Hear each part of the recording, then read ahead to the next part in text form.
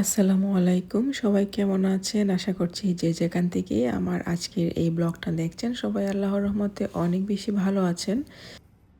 আজকে আমাদের এখানে ১৬তম রমজান শেষ করলাম আলহামদুলিল্লাহ। কে কতটা রমজান শেষ করলেন অবশ্যই কমেন্ট করে জানাবেন। তো এই ব্লগটা ছিল চতুর্থ রোজার। দেখতে দেখতে আসলে পুরো রমজান মাসটা কত দ্রুতই চলে যাচ্ছে, তাই না? আর মাত্র কয়েকটা দিন। তারপর এই সুন্দর রমজানটাও শেষ হয়ে যাবে। তো চতুর্থ রমজানে আমাদের এখানে অনেক বেশি স্নোস্টর্ম হয়েছিল, সেটারই একটু ক্লিপ আপনাদের সাথে শেয়ার করলাম। সকালে ঘুম থেকে ওঠার পরে বাচ্চাদেরকে নাস্তা করিয়ে ওদেরকে একটু সময় দিই। তো আমার মেয়ে ছবি আঁকতে ভীষণ পছন্দ করে, তো ওর সাথে আমার এই সময়টা কাটাতে অনেক ভালোই লাগে।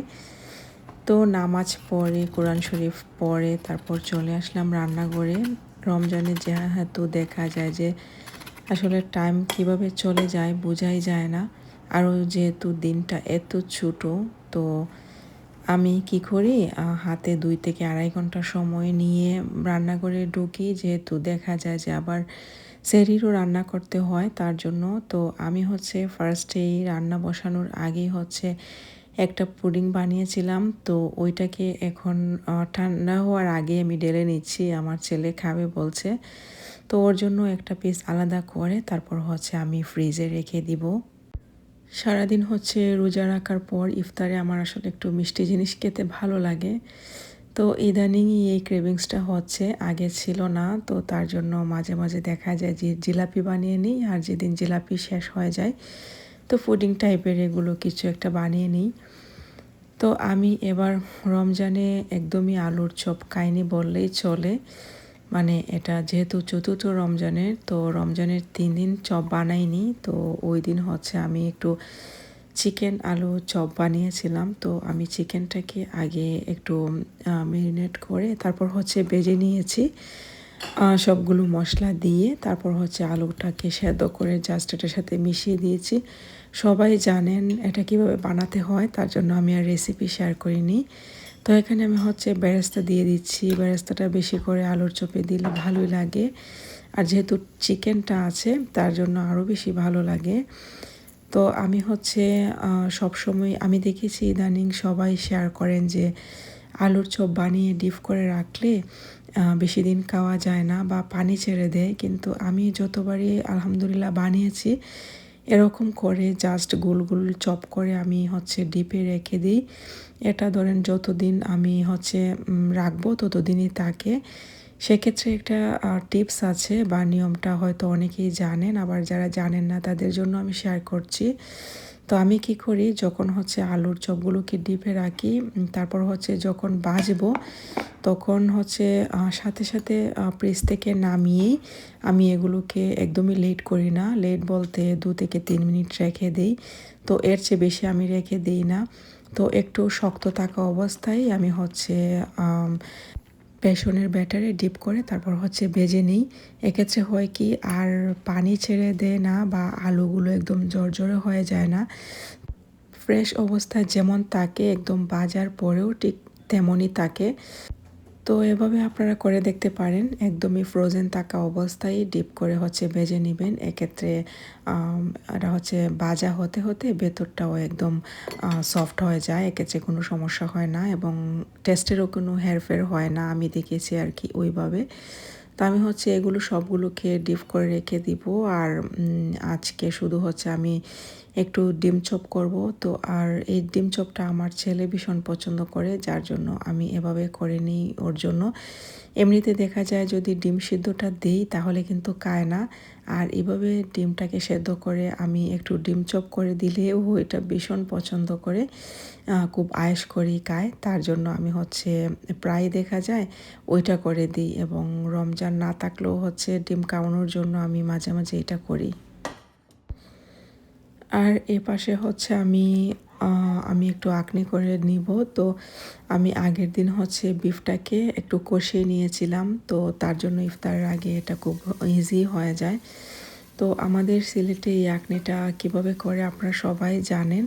তবু আমি আজকে দেখিয়ে দিচ্ছি। এখানে আমি চালটা সেদ্ধ করার জন্য শুধু পেঁয়াজটাকে বেরেস্তা করে আমি এখানে বাসমতি চাল নিয়েছি।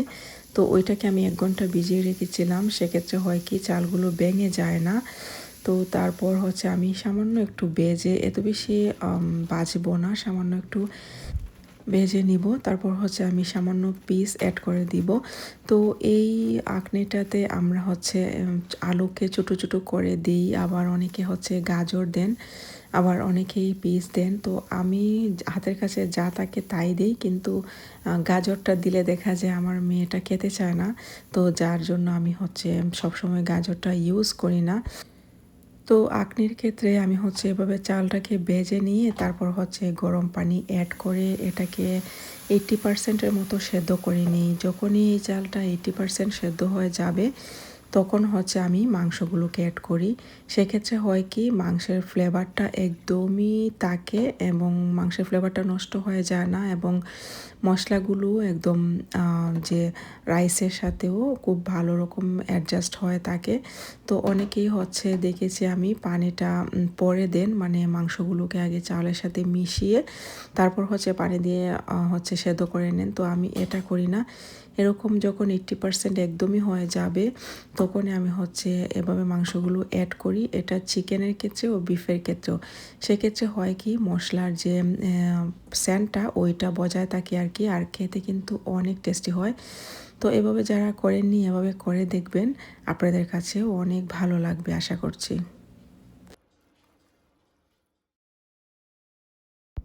তো এখন পর্যন্ত যারা আমার চ্যানেলটাকে সাবস্ক্রাইব করেননি, আশা করছি এখনই সাবস্ক্রাইব করে দিবেন, এবং আমার ব্লগের কোন জিনিসটা আপনাদের কাছে ভালো লাগে এবং কোন জিনিসটা ভালো লাগে না অবশ্যই কমেন্ট করে জানাতে ভুলবেন না। তো এখনও হচ্ছে যত সময় গড়াচ্ছে ততই কিন্তু স্নোস্টর্ম বাড়ছে। সকালবেলা একটু কম ছিল, এখন হচ্ছে প্রচুর পরিমাণে স্নোস্টর্ম হচ্ছে। আমি একটু গ্লাসটা শুধুমাত্র খুলেছিলাম, বাতাসে একদম বাসার ভেতর পর্যন্ত নিয়ে আসছে এরকম অবস্থা। তো আজকের আমার ব্লগটা কেমন লেগেছে অবশ্যই জানাতে ভুলবেন না কিন্তু আপনারা। আমার ইফতারি মোটামুটি সবগুলো বানানো ডান। এখন হচ্ছে আমি জাস্ট চপগুলো ভেজে নিব। আসলে ইফতারিতে একটু ভাজা পোড়া না হলে নাই হয়। তো দেখা যায় যে আমি যেদিন একটু বেশি করে বানাই তো সেদিন হচ্ছে সবগুলোই থেকে যায়, যেহেতু আমার মেয়েটা ভাজা পোড়া তেমন একটা পছন্দ করে না। তো যার জন্য আমি হচ্ছে জাস্ট 3টা বানিয়েছি 3 জনের জন্য, আর এখানে হচ্ছে আমি নাও খেতে পারি। তো এই অবস্থা আর কি, বেশি বানালেই দেখা যায় যে নষ্ট করতে হয়। আসলে এই দেশে খাবার একদম নষ্ট করতে ভালো লাগে না। বাংলাদেশে থাকতে দেখা যেত যে ইফতারি যখন বেঁচে যেত তখন রাস্তায় বেরোলেই দেখা যেত যে মানুষ পাওয়া যেত দেওয়ার জন্য, কিন্তু এখানে তো আসলে এরকম কেউই নেই যে এক্সট্রা খাবার বেঁচে থাকলে মানুষকে দিয়ে দেওয়া যাবে। যার জন্য আমি হচ্ছে ইফতারিগুলো সবই একদমই মিনিমাম করার চেষ্টা করি, যেগুলো আমরা খাই। দেখা যায় যে ভাজা পোড়া আসলে পরে থাকলে এগুলো খাওয়া হয় না, যেহেতু গ্যাস্ট্রিকের বাসা।